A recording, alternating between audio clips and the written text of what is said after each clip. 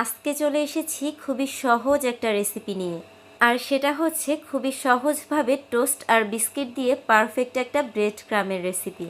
আমরা অনেকেই জানি টোস্ট বিস্কিট দিয়ে নাকি ব্রেড ক্রাম তৈরি করা যায়, তবে অনেকেই কিন্তু জানে না যে এই ব্রেড ক্রামটা কীভাবে করে পারফেক্টভাবে তৈরি করা যায় আর সারা বছর জুড়ে সংরক্ষণ করা যায়। চলুন তাহলে রেসিপি শুরু করা যাক। টোস্ট বিস্কিট দিয়ে ব্রেড ক্রাম তৈরি করার জন্য দেখতেই পারছেন আমি এখানে কিছু টোস্ট রোদে দিয়ে রেখেছি।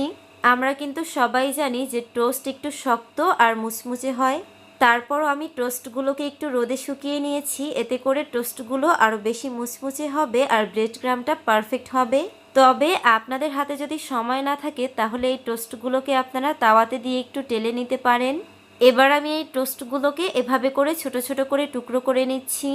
আর সবগুলো টোস্ট টুকরো করা হয়ে গেলে একটা ব্লেন্ডারে জারে নিয়ে নিচ্ছি।